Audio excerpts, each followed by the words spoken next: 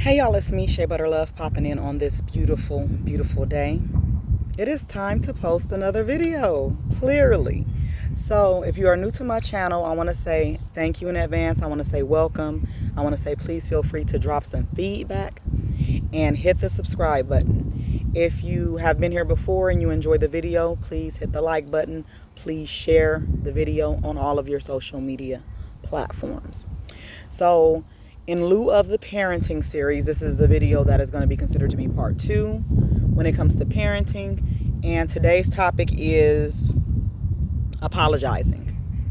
The importance of being able to apologize to your children. Doesn't matter the age, does not matter the sex. I want to go ahead and jump into this. If you are in the process of becoming a parent, I want to say congratulations if that's what brought you here.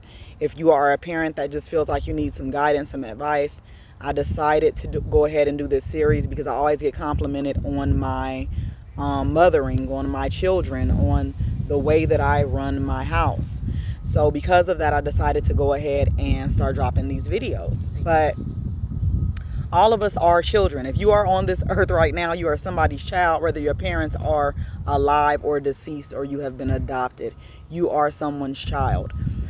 I believe that in this generation, we have the ability to clean up mistakes of the past. I mean, realistically, none of us have it all figured out, but there are things that the elders did. There are things that our parents did and their parents did that does not render to be beneficial in the evolution of our emotional health as kids, adolescents, teenagers, and young adults going into our lives that we're building.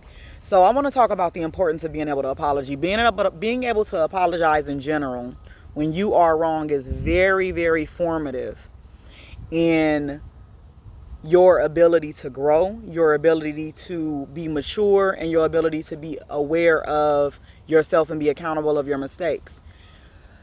You will make mistakes in parenting, like several, but this is not apologizing for every mistake made. This is not apologizing for mistakes. This is apologizing when you are absolutely wrong, when you have done too much, when you have did things that you know are detrimental to your children.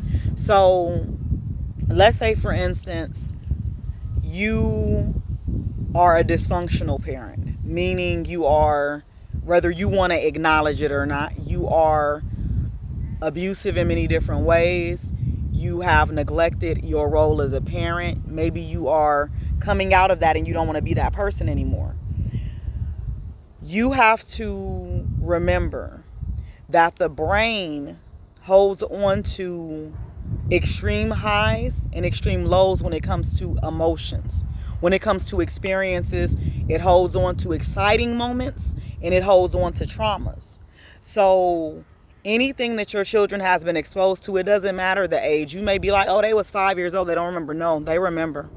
They're going to remember, and it's going to affect your ability of getting the best relationship you can have possible with your child as a child and as an adult. I promise you. It is going to affect the role that you play as a grandparent if you do not acknowledge these things. So like, for instance, like you are that person, right? I'm not saying you get down on hand and knees and you do all of that. What I'm saying is apologizing is acknowledging when you are wrong in the face of the person you have wronged. In whatever form you can do that. Sometimes it'll be in a letter. Sometimes it will be in a verbal manner. Sometimes it will be through a text. That's the last one I would say do. Texting works though. A lot of people are, we in a different time and age and we have to be honest about that. But old school, something that will work best for me is going to be verbal first, letter second, text third. But a text will still work in the event that it is genuine, but I feel like a conversation is always needed. So if you are a person that has an issue with that, before you can do anything, you are going to have to really make peace with being in a position of having to be able to do that.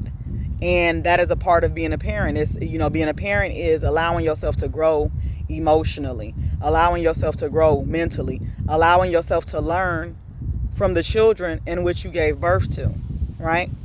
So if in fact you have an issue with this, what you're going to face later is children that don't trust you.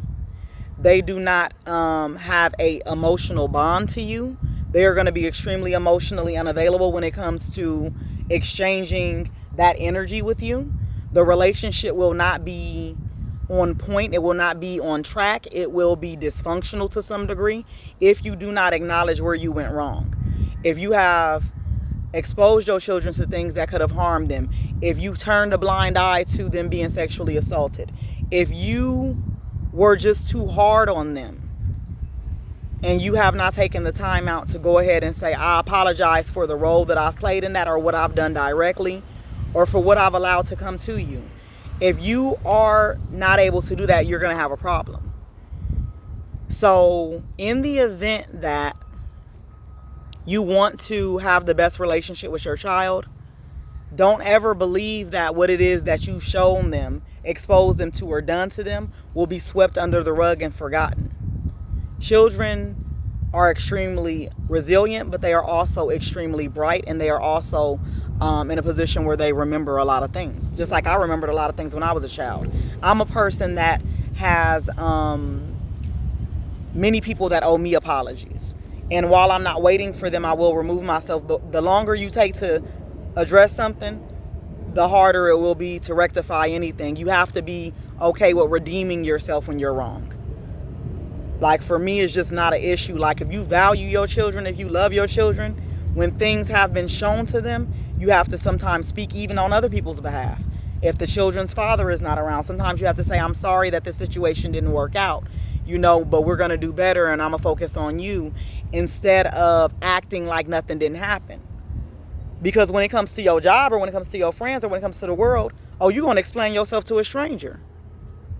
So it begins to make you look in the mirror and say, well, what is it that I do truly value here? Okay? So we're going to be diving into this a little bit deeper. I hope that whoever needed this message, received this message. I'm telling you, it's going to make a difference.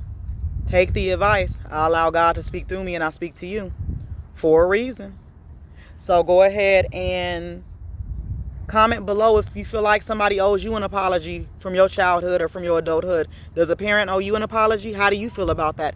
And if you know you owe your children an apology, when are you going to do it? How are you going to do it? Get to it. Peace.